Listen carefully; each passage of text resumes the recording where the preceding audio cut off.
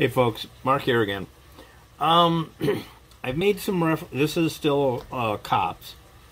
I've made some references to the difference between professional and chronic.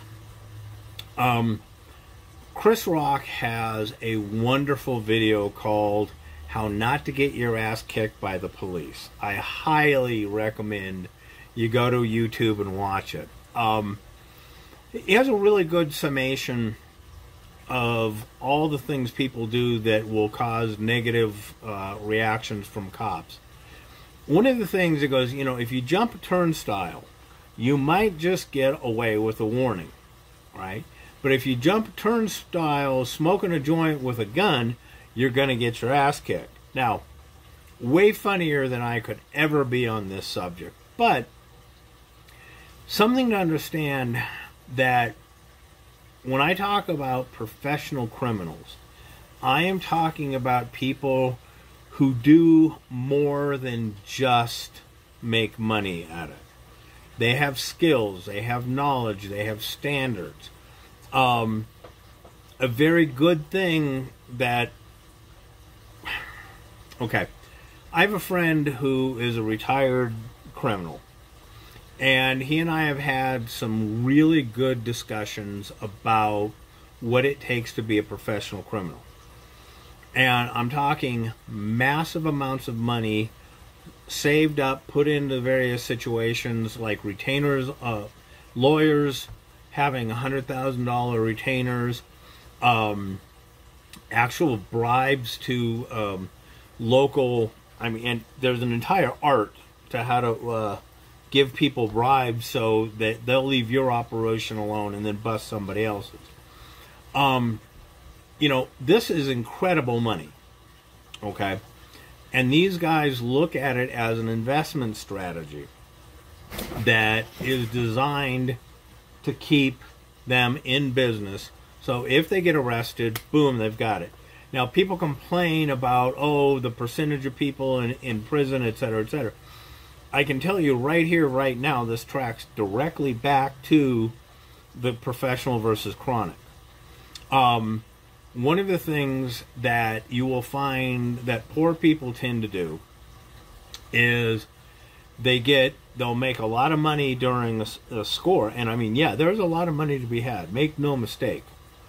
And then they'll piss it away because they don't have a firm financial investment strategy. So, the analogy that I use for this is that, let's say they score $100,000. They scrape together $20,000 to do this. They scored $100,000. A professional will pay his debts. You're back again, aren't you? Okay. He'll pay his debts. He'll pay the crew. He'll take part of that, invested into a defense fund, keeping a very good attorney on retainer, and then keeping enough, they'll go out and do it again, right, and repeat. So you've got this situation where you have the investment in being a criminal, in the business of being a criminal. Now, a lot of poor folks, what they'll do is they'll make a big score, they'll go out and they will blow the money. Okay, they will just piss it away. God, there's Runaway Train. There's a thing where the guy's talking about it, and it's like, no, he's talking about his fantasy of, how do you roll into this town and everybody would respect him, yada yada yada. Well, they piss away the money. Then they realize, we got to do it again, right? And then when they get caught, they don't have any money for an attorney. So what happens? They end up going to the public defender. Okay? So, public defender is just a plea-making machine. So, they end up in prison. So, it's not that they didn't have the money. It's they weren't professional about the money. Now, that is one type of difference between professional and chronic. Another thing is people who do this stuff really screw up in other areas of their lives. Like that one guy who got shot, I think it was down at Atlanta. He was drunk, he was driving, he passed out in the drive-thru of a Wendy's, right? Right? That's how drunk he was. Now, the thing is, a professional criminal won't drive drunk. He won't do these things that are likely to get him in trouble. They don't get in fights with strangers. They don't raise Cain. They don't do stuff. And there are all kinds of ways to get caught being a chronic because they just don't think. Okay? Now, like I told in another video about the woman who, oh, you're going to shoot me. And then she shot the cop because, the cop found drugs. Or you're going to kill me, you're going to kill me. Well, she was freaking out because she knew she was going to go to jail. Right? That's the first freak out. Then it escalated into you're trying to kill me. But it's like, and by the way, the reason I'm going into this is, while this may not make sense to you, may not apply to you, think about your kids. Okay? If you're going to be carrying illegal drugs, don't carry them in your pocket. Don't carry them in your purse. If you're going to ride in a car, open the trunk, put them in the trunk, preferably someplace that won't be immediately visible if they pop the trunk. Okay? Then don't give the cop a reason to search your car. Okay? And that's actually easier to do. But, I mean, here's this chick. She's driving a drug dealer's car. She's got drugs in her purse. She's behaving in a way that gives the cop reason to search her. And what does he do? He finds the drugs. Oh my God! What a surprise! Okay, so I have a saying, which is, if you're going to do the dumb, be smart about it. Right? If you're going to, carry drugs with you, okay, don't go out in public. All right? Are you going to get intoxicated? Again, don't go out in public.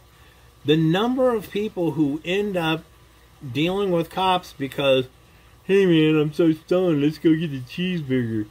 Right? No. Don't be a chronic. Okay? Chronics are screw-ups. Okay? Like, parents, I used to tell my daughters, look, I'm not going to tell you not to drink, because I know you're going to drink. Okay? They were under 21. So, but here's the deal I'll make you. If you go out and you party, don't do it any place that you're not willing to spend the night. And if something happens, give me a call. I don't care how late. I don't care, how drunk you are. You call me, and I will come, and I will pick you up, and I will take you home. My wife would come, and, they drive her car home, the daughters. But the thing about it was, this was a standard, we will come get you. But if you do not use this and you get a DUI, you're on your own. I'm not paying bail. You got yourself into that, you get yourself out. Now, all the daughters who lived with us never had DUIs. The other daughters who didn't got DUIs. But the thing about it is when you're dealing with your kid, don't ever make it easier for the kid to do bad things that'll get them in serious trouble than come to you. Okay? So, kids are often more afraid of their parents than they are the consequences. And a lot of bad shit happens that way. A lot of chronic stuff goes down. Teach your kids not to be chronic. Okay? It's not encouraging a criminal lifestyle or this kind of behavior, but there's stuff out there like wandering around stoned. When you're stoned, it's like yeah, this is okay, nothing wrong with this. In reality, anybody who's ever worked EMT or police or hell, been a bouncer knows the danger of, of being intoxicated in public. Okay? So, help your kids not to be chronic.